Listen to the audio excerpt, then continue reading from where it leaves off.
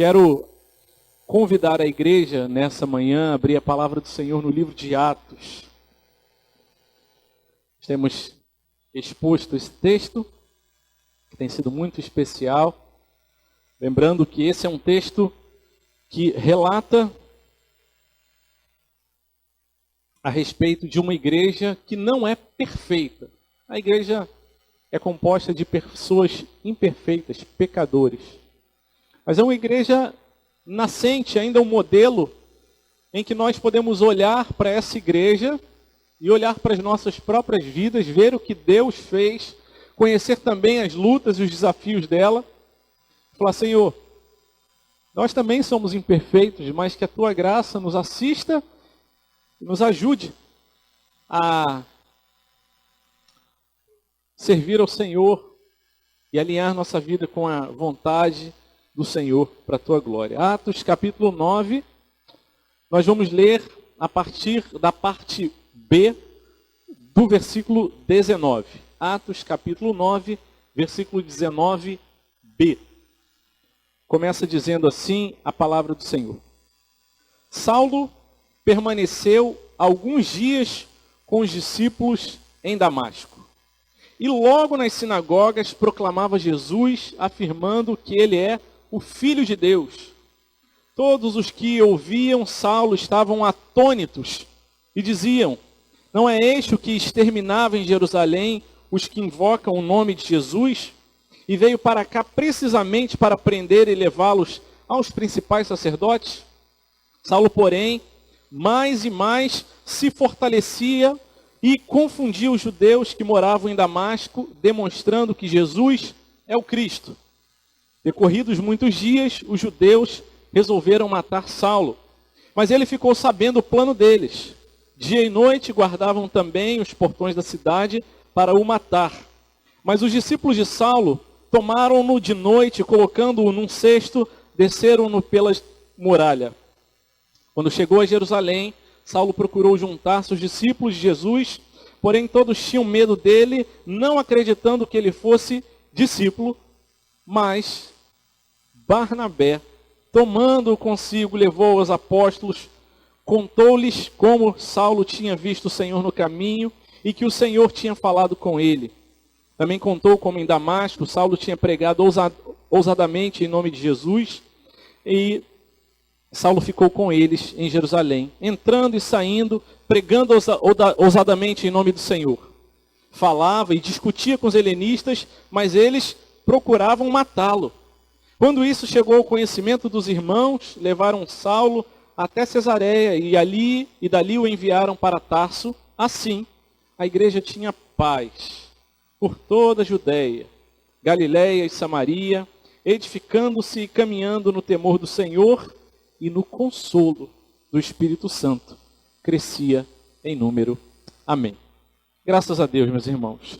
Esse texto que nós acabamos de ler é a sequência dos relatos que começam no capítulo 9, por ocasião da conversão de Saulo, quando ele saiu de Jerusalém e, saindo de Jerusalém, pede cartas às autoridades religiosas para que, se em Damasco ele encontrasse algum discípulo do Senhor, tivesse autorização para levar preso esses discípulos para Jerusalém, e ali, quem sabe, o destino dele seria semelhante ao relatado anteriormente, o que fizeram com Estevão, quando o mataram por apedrejamento.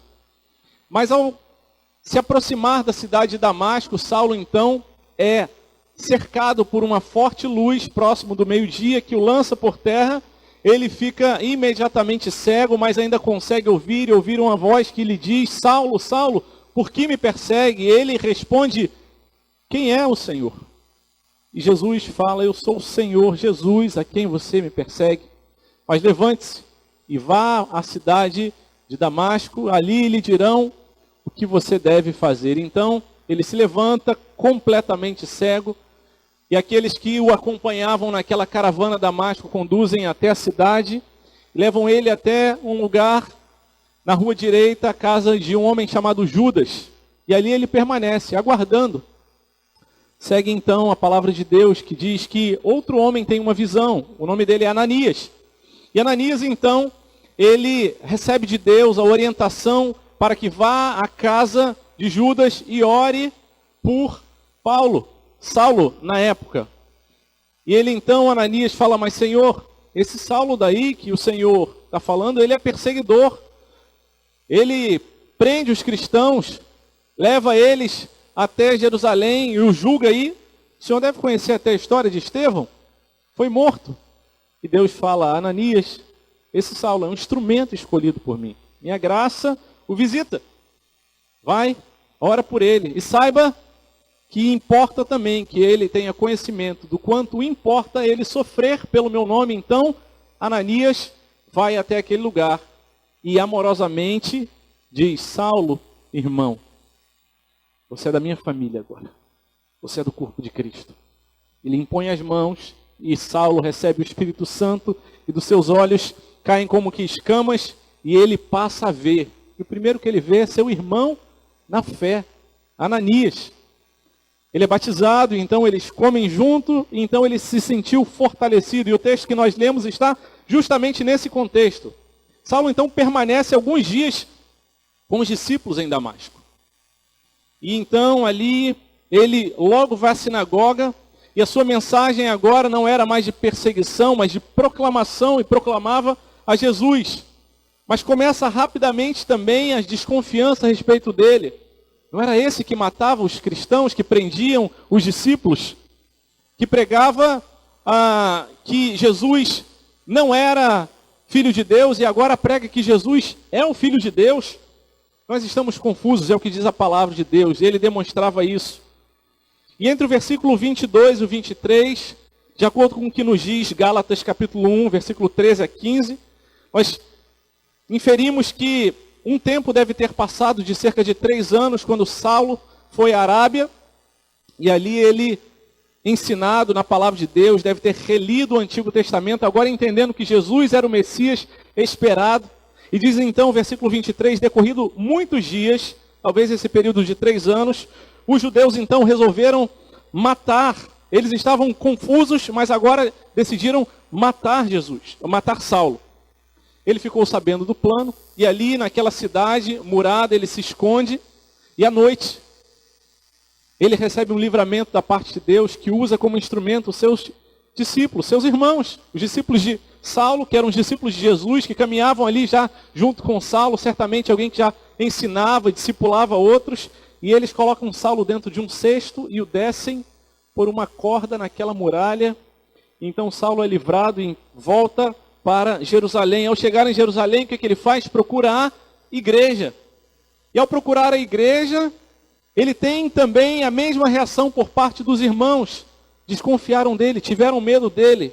Mas um personagem volta a aparecer, um tal de José das Consolações. É assim chamado lá no começo do livro de Atos, Barnabé. Barnabé tomou Saulo consigo e levou aos apóstolos e fala, apóstolos, esse aqui é crente mesmo, é nosso irmão. Ananias esteve com ele. A história que ele está falando é que ele foi alcançado pela graça de Deus. Ele foi convertido ali no caminho de Damasco. E aí os apóstolos o recebem. Ele começa ali também a pregar ousadamente. E os judeus queriam matá-lo. E agora os helenistas queriam matá-lo. E ali eles falam, Saulo aqui não está seguro. Não é o seu tempo de ser morto. Mas é enviado então para Tarso. E o texto termina dizendo, assim a igreja tinha paz. E ela crescia, era edificada, se fortalecia na Judéia, na Galiléia e Samaria. E ela caminhava em santidade, no temor do Senhor e no consolo do Espírito Santo. E por último diz que ela crescia também em número. E ao olhar para esse texto, são 4 perícopes. Perícopes são essas porções de texto que tem uma ideia que se encerra. Resolvi juntar as 4 pequenas. Entre cada título em negrito nós temos uma perícope. E alguns elementos desse texto se destacam para a gente. Eu tive o privilégio de, na nossa formação missionária, eu e Marcele, fazermos um curso de linguística.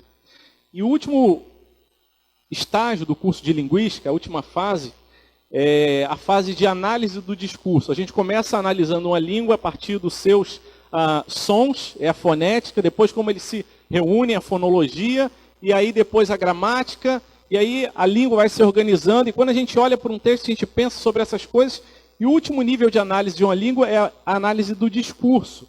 E na análise do discurso, a gente olha e procura perceber quais temas, termos, assuntos se repetem mais vezes, porque muito provavelmente esses temas que se repetem mais vezes são aquilo que o autor tem a intenção de evidenciar, de deixar mais explícito para a gente.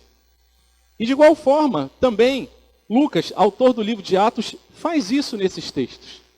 Alguns temas parecem ocorrer de formas repetidas, querendo mostrar para a gente alguns elementos que devem ser identificados após a conversão de Saulo e de todo crente.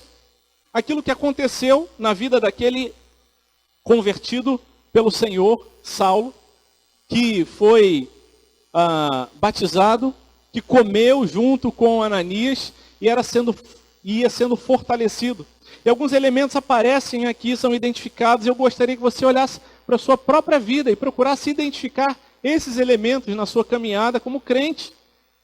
Louvasse a Deus pelo privilégio de poder identificá-lo, ou falar, Senhor, ainda tem alguma coisa que eu não consegui identificar, ou não estava conseguindo entender, já sabia que existia, mas não entendi o propósito, Senhor, que Deus nos dê graça para identificar esses elementos também na nossa vida, esses temas que aparecem repetidamente nesse texto que nós lemos, e assim a igreja ser conduzida a crescer no temor do Senhor, a ser edificada e viver na paz do Senhor, ainda que muitas lutas a gente tenha que enfrentar na nossa caminhada. Primeiro elemento identificado, eu quero destacar com você o versículo 20. A palavra de Deus nos diz: logo, nas sinagogas, ele proclamava Jesus, afirmando que ele é o Filho de Deus. Versículo 22. Diz que Saulo se fortalecia e confundia os judeus que moravam em Damasco, demonstrando que Jesus é o Cristo. Versículo 27. Também contou como em Damasco tinha Saulo pregado ousadamente. Versículo 28. Saulo, ele pregava novamente a mesma expressão, ousadamente, em nome do Senhor. E o 29 diz que ele discutia e falava com os helenistas. Primeiro elemento identificado que aparece repetidamente nesse texto é que a conversão de Saulo tem o elemento da mudança da sua mensagem, daquilo que ele pregava, daquilo que ele cria, da sua cosmovisão, da sua visão de mundo. Saulo chega a Damasco, ou se aproxima de Damasco com uma certeza, com uma mensagem, com uma obra. Ele avançava ali, disposto a fazer o que necessário fosse para prender, levar preso esses cristãos para Jerusalém. Mas ele é alcançado, convertido, regenerado, justificado pelo Senhor ali, e a sua visão de mundo, a sua fé e também a sua mensagem muda. Agora, aquele que proclamava que Jesus não era o Filho de Deus, proclama: Jesus é o Filho de Deus. Aquele que proclamava esse Jesus não é o Messias, ele demonstra: Jesus é o Cristo. As Escrituras apontam e agora tudo se encaixa.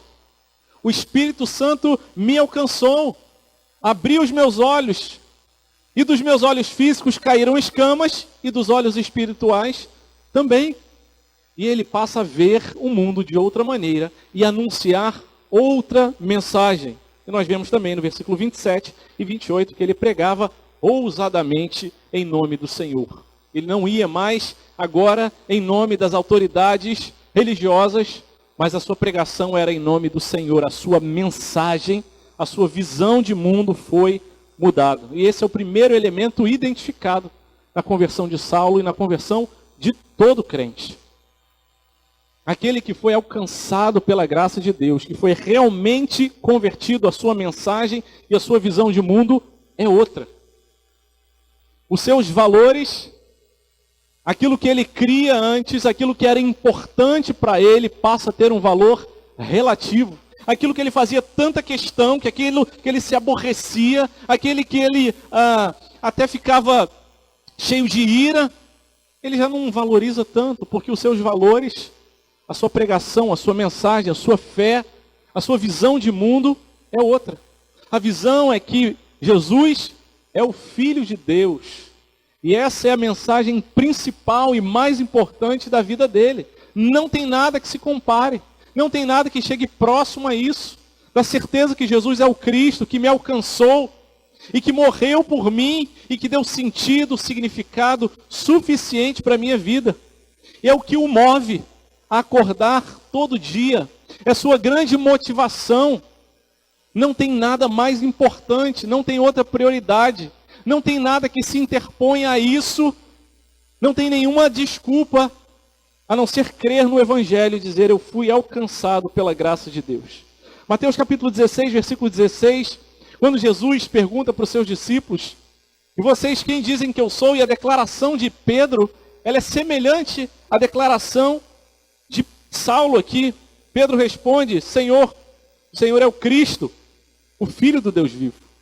A ordem está invertida, mas são exatamente os dois termos. Ele é o Cristo, ele é o Messias, ele é o que me salvou. Eu entendi a minha condição de pecado, de desesperadamente corrupto, de incompetente, insuficiente para dar conta da salvação da minha própria vida. E o Filho de Deus, unigênito, que foi enviado, que se fez carne, que habitou entre nós, que morreu por mim, o Cristo, o Messias, ele é a minha mensagem. Ele é aquilo que eu advogo, ele é aquilo que eu proclamo, prego. É a coisa mais importante da minha vida, não tem nada mais importante. A minha família é muito importante, mas não é mais importante do que a mensagem do Evangelho, do que ter sido alcançado pela graça de Deus. Os meus bens, os meus recursos, o meu dinheiro, precisam ser cuidadosamente gerenciados para a glória de Deus, mas eles não são a coisa mais importante. O meu coração está em Jesus e nessa mensagem. E o crente é esse que entendeu que não há mensagem mais importante. Mensagem a respeito da qual valha a pena morrer e entregar a própria vida. Não há nada que se compare. A mensagem de que Jesus é o Filho de Deus, é o Cristo, e que assim vive ousadamente, com coragem, toma suas decisões, vive os seus relacionamentos, olha para os seus sofrimentos, considera essa mensagem nas suas decisões, nas suas ações e especialmente nas suas reações. Essa mensagem muda completamente a sua vida. Ele não mais se desespera, porque não consegue entender todas as coisas nesse mundo, porque sabe que um Deus soberano, amoroso, o alcançou. E nessa mensagem nós precisamos e podemos descansar. Esse é então o primeiro elemento identificado após a conversão de Saulo e a conversão de todos os crentes. Não há mensagem mais importante. A gente pode perder tudo, jamais perder isso. Essa é a minha oração pelos meus filhos, Samuel e Marisol. Senhor, eles podem ser a profissão que eles quiserem, mas eu preciso, Senhor, pedir para o Senhor, que eu quero, mais importante é que eles sejam crentes e amem ao Senhor e que essa seja a mensagem da vida deles. E essa é a minha oração pela sua vida também, meus irmãos. Recorrentemente, Senhor, que nenhuma outra coisa seja mais importante. E por isso, sendo a mensagem de que Jesus é o Filho de Deus, o principal e mais importante, as nossas diferenças, os nossos ajustes, eles vão ficando pelo caminho. Porque o central, o mais importante, é colocado como prioridade nos nossos relacionamentos e na nossa igreja. Uma igreja que ama Jesus e ama a sua palavra. Segue a palavra de Deus dizendo, outro tema muito recorrente no versículo 19. Saulo permaneceu alguns dias com os discípulos em Damasco. Versículo 25. Os discípulos de Saulo tomaram de noite e colocaram num cesto, desceram pela muralha. Versículo 26. Quando chegou a Jerusalém, Saulo procurou juntar-se aos discípulos de Jesus. Versículo 27. Barnabé tomou consigo e levou os apóstolos. Versículo 28, Saulo ficou com eles. E versículo 30, quando isso chegou ao conhecimento dos irmãos, eles levaram Saulo até Cesareia e dali o enviaram para Tarso. O segundo elemento identificado na conversão de Saulo é que ele teve uma mudança de relacionamentos. Ele procurava estar com os outros crentes, com os discípulos de Jesus. Foi resultado da mudança da sua identidade, porque antes ele era um perseguidor, ele não fazia parte do corpo e tendo sido convertido, ele passou a fazer parte do corpo. Ele tem uma mudança de relacionamentos. Ele permaneceu alguns dias com os discípulos de Saulo, discípulos também de Jesus, colocaram Saulo no cestinho e o livraram. Barnabé o abraçou, os apóstolos o acolheram. Quando ele chegou a Jerusalém, ele procurou juntar-se com os discípulos, porque esse é outro elemento tão importante que nós precisamos identificar, que nós podemos identificar na vida dos convertidos. Eles andam com outros convertidos. Crente anda com crente. E antes que você se arrepie, fale assim, não, mas quer dizer que crente só anda com crente? Eu não falei isso. Mas eu estou dizendo que crente anda com crente. Gosta, tem prazer, alegria de estar com o corpo de Cristo, relacionando-se, tendo comunhão, partindo pão, abrindo o coração, fortalecendo, protegendo, se necessário for colocando dentro de um cesto, descendo pela muralha.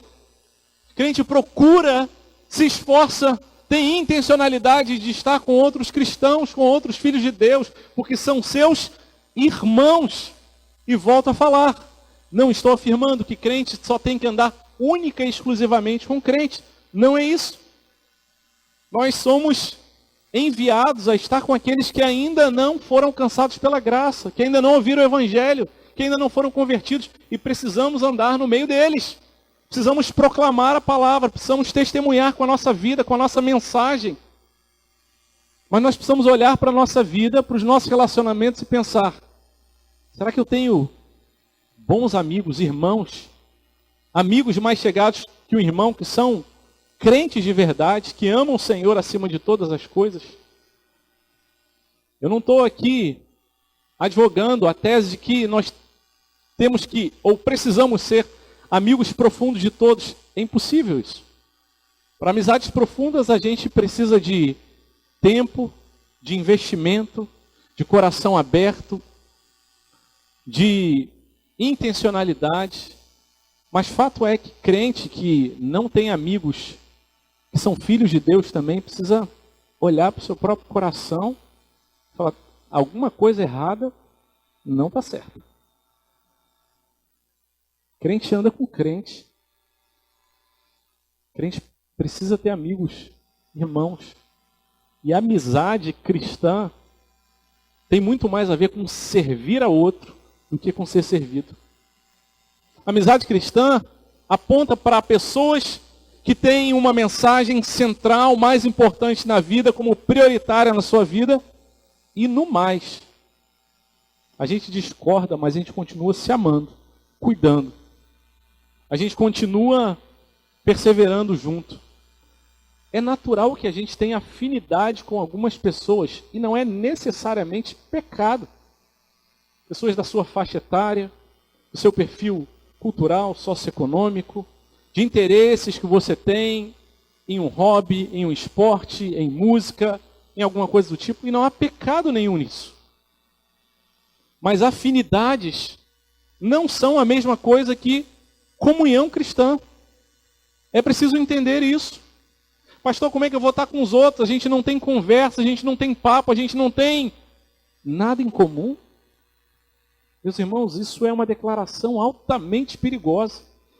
Porque nós temos com os nossos irmãos aquilo que é mais importante em comum. A mensagem do Evangelho. Somos irmãos, servimos ao mesmo Senhor. E então, sim, podemos ser abençoados por pessoas diferentes. E a nossa amizade será provada, e pela graça de Deus aprovada, quando as nossas diferenças secundárias e periféricas se tornarem mais evidentes. Porque é fácil a gente andar com os parecidos com a gente, com aqueles que confirmam as coisas que a gente fala, que reforçam as nossas teses e as nossas teorias. Mas o grande desafio é ter comunhão, abençoar aqueles que são difíceis para a gente. Mas é sobre isso que fala o tema da amizade cristã. Não sobre aqueles que podem trazer algum benefício para a minha vida, mas aqueles que o Senhor tem dado a oportunidade de eu abençoar. De eu trazer um benefício, de eu levar consolo, de eu ser instrumento de Deus na vida daquela pessoa. E essa sim, é uma recorrente marca na conversão de Saulo. Ele permaneceu, ele procurou estar com eles. Ele foi acolhido, ele foi abraçado. Barnabé, esse personagem que apareceu lá atrás, volta aqui dizendo, não, fica com a gente, irmão Saulo, você é nosso, você é nosso. Terceiro e último ponto da nossa mensagem dessa manhã, a palavra de Deus nos mostra que outro elemento importante identificado na conversão de Saulo e de todos os crentes é que a nossa mudança de identidade e a presença de sofrimento, ela faz parte da experiência cristã. Meus irmãos, vamos ao texto.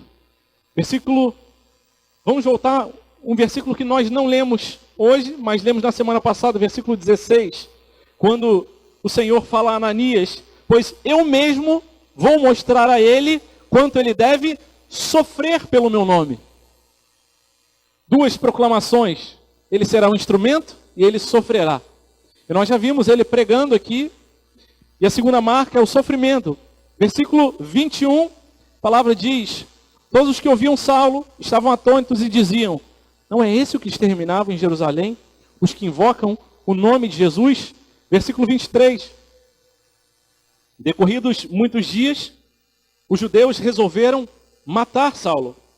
24, ele ficou sabendo do plano deles, dia e noite guardavam também os portões da cidade para o matar. Versículo 26, a segunda parte diz, porém eles tinham medo dele, não acreditando que ele fosse discípulo. Versículo 29, ele falava e discutia com os helenistas, mas eles procuravam matá-lo. Sofrimentos diferentes marcam o início da caminhada de Saulo. Primeiro sofrimento identificado, no versículo 21, ele tem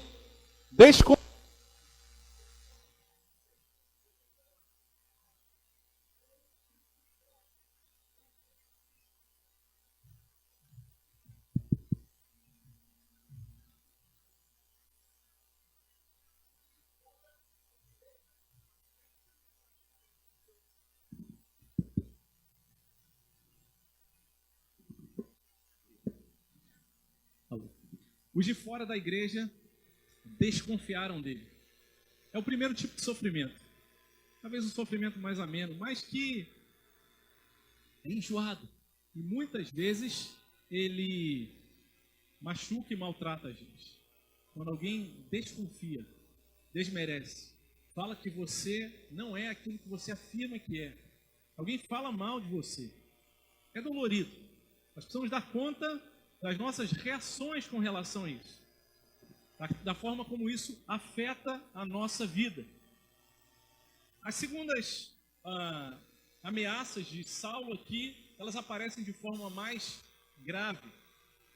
O sofrimento dele são ameaças não apenas com relação à identidade dele, mas especialmente de forma mais direta, eles resolveram matar Saulo. E meus irmãos, acho que nenhum de nós aqui já sofreu nesse grau de angústia, de sofrimento que Saulo sofreu a ponto de alguém querer matar você. Talvez alguém no seu trabalho, na sua convivência, tenha desprezado você, falado mal de você, mas dificilmente matar.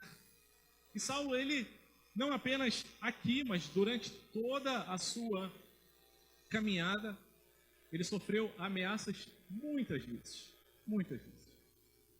O sofrimento faz parte da caminhada cristã. Não acha que a gente pode sofrer dele antes que a gente tenha a consciência de que o Deus, na sua soberana providência, Ele não apenas permite, mas muitas vezes promove o sofrimento, porque de outra forma seríamos uma igreja acolhedora, se não como aqueles que podem dizer: eu também já sofri isso, e dizer: o Senhor nos alcançou e tem me dado graça de, em meio ao sofrimento, me aprofundar no relacionamento com Ele, entender e conhecê-lo mais profundamente e, pela graça de Deus, ser sustentado nesse mundo de sofrimento em que nós ainda vivemos, entre já alcançados pela graça de Deus, mas ainda não glorificados. E entre o primeiro e o segundo ponto, nós temos um caminho de dor, angústia e sofrimento, mas temos a certeza também de sermos assistidos e ajudados diariamente pela graça de Deus. E Saulo foi esse, que teve que lidar com esses sofrimentos. Versículo 26 diz que os outros discípulos de Jesus, não acreditaram, não deram crédito que Saulo, de fato, ele era crente, era irmão deles. Já desconfiaram de você? Já colocaram em xeque a sua palavra? Já disseram que o que você está falando, as suas atitudes, na verdade, tem outra intenção?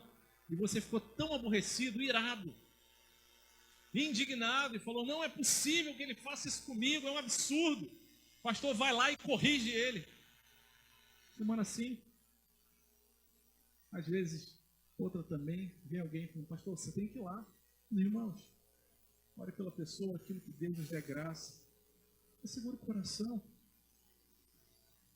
Às vezes o sofrimento vem de dentro do corpo de Cristo mesmo. E é doloroso isso. Não é para a gente passar a mão e dizer que tudo bem.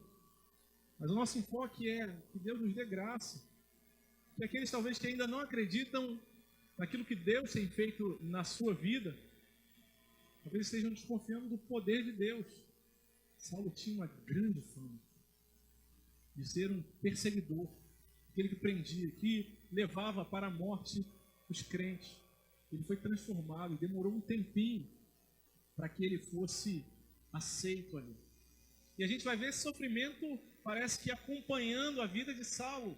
Nas cartas, nós vemos em muitas das cartas ele tendo que defender o seu apostolado. Eu, Saulo, chamado diretamente pelo Senhor. Isso parecia ser uma coisa que machucava o seu coração. O sofrimento faz parte da experiência cristã. E não se revolte, não se rebele contra os seus irmãos. Ore por eles, caminhe graça e misericórdia. Aquilo que necessário for, corrigir, conversar, fale com ele, com ela. Não fale mal dele, não fale mal dela. Coloque diante do Senhor. Saiba que o Senhor soberano continua cuidando também desses sofrimentos. O sofrimento faz parte da experiência cristã. Não tente fugir dele. Abrace e fale: Senhor, eu não quero mais me esquivar. Vocês não me valorizaram. Vocês não falaram, não me elogiaram, me criticaram. Doeu tanto. Essa é uma oportunidade maravilhosa de a gente pensar: será que eu estou servindo aos irmãos? Estou servindo a Cristo? Ou será que eu estou servindo a mim mesmo? O sofrimento nos dá muitas maravilhosas oportunidades de fortalecer a nossa fé. E ele faz parte, de forma muito evidente, da caminhada do crente. O texto termina no versículo 31. E é um texto que ele é como se fosse um nó, amarrando ali aquele pacote, passando ali a limpo e finalizando essa perícope, e não apenas esse trecho, mas a história de Saulo, esse capítulo de Saulo. Depois ele vai falar sobre Pedro. E o texto diz, versículo 31, assim, dessa maneira, com perseguições, com gente desconfiando, mas com a palavra de Deus sendo proclamada, com a mensagem do Senhor sendo ousadamente proclamada, com sofrimentos, com novos relacionamentos, assim a igreja tinha paz. Por toda a Judéia, Galiléia e Samaria, edificando-se e caminhando no temor do Senhor e no consolo do Espírito Santo. E cresci em número. E primeiro, quero falar sobre crescer em número. Esse é o termo que é colocado lá no finalzinho. A última coisa que ele fala, ela crescia em número. A impressão que dá é que o autor, ele coloca esse como um elemento de importância que vem depois. Nossa preocupação, pela graça de Deus, jamais será de crescer em número. A gente se alegra e a gente quer crescer em número. Falar que eu não quero é mentira, e não é necessariamente pecaminoso ter uma igreja mais cheia, com mais membros, com mais pessoas, mas isso não é o alvo do nosso ministério, senão, pela graça de Deus, uma consequência. Então ela crescia também em números. A gente vai vendo a igreja crescendo muitas vezes, mas é o último termo. Mas antes ele diz, primeiro, que a igreja tinha paz diante desses sofrimentos, desconfianças, ameaças. A igreja tinha paz. Saulo é enviado até a Cesareia, e da Cesareia ele é enviado para Tarso. Lembre que ele era de Tarso. E nessa paz o Senhor vai enviando os seus missionários, aqueles que iam proclamar a palavra. Então, assim, não espere dias em que a situação ao redor estarão calma para experimentar e desfrutar a paz que o Senhor pode dar. A paz que Ele dá não depende das circunstâncias ao nosso redor, senão do nosso coração alcançado pela graça. A igreja era edificada, ela crescia em maturidade, fortalecida, não em número apenas, não inchava, mas ela era edificada. Não era crente mais que tomava só leite, mas consumia os alimentos sólidos. É gente que aguentava o tranco, é gente que estava sendo preparada pelo Senhor, e eu creio que o Senhor tem feito isso também na nossa igreja, através dos sofrimentos, das lutas, da perseverança necessária. A igreja tem sido edificada, louvado seja o nome do Senhor.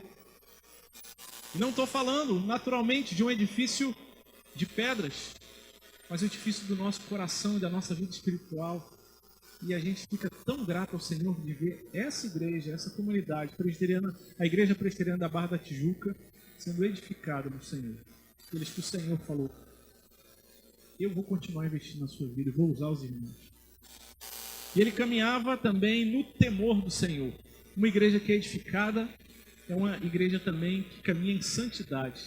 Caminhar no temor do Senhor significa dizer, Deus, eu conheço quem o Senhor é, um Deus santo.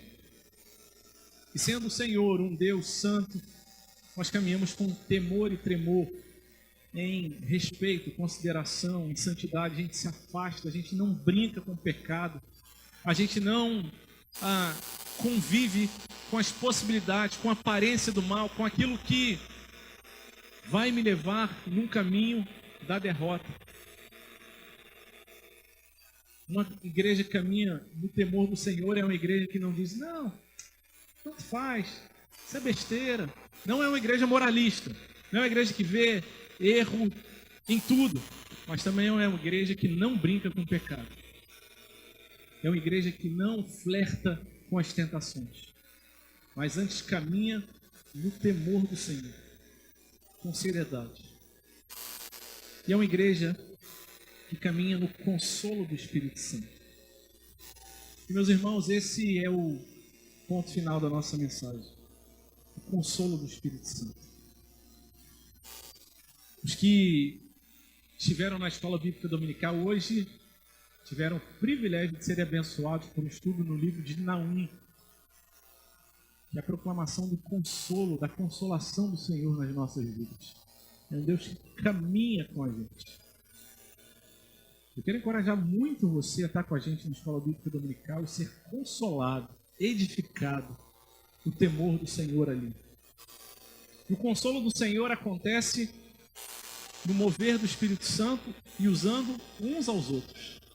Quando Saulo teve diante dele a desconfiança dos irmãos, alguém o abraçou. E o nome desse que o abraçou é Barnabé, também conhecido como José das Consolações. O consolo do Senhor acontece, o consolo que nós temos um na vida do outro. Um abraço, a caminhada. E a palavra na língua portuguesa ajuda a gente a entender o significado de consolo, aquele que está no mesmo solo, no mesmo chão. Eu estou junto com você. José das Consolações, o consolo do Espírito Santo, é esse que usa o povo de Deus como aquele que caminha junto. E o consolo, que é como o Espírito Santo é chamado, o Consolador, o Paráclitos, aquele que nos anima, aquele que nos traz alegria no dia da tristeza, renova a nossa fé, mas é também aquele que nos exorta, corrige, aquele que não deixa a gente caminhar para um lugar de perigo, de flertar com o pecado. No consolo do Senhor, no consolo do agir do Espírito Santo, a igreja seguia. E por temer ao Senhor, por andar em santidade, os convertidos, que tinham uma nova mensagem, novos relacionamentos, sabiam lidar com o sofrimento. Viu uma igreja crescendo, edificada e também em número, para a glória de Deus.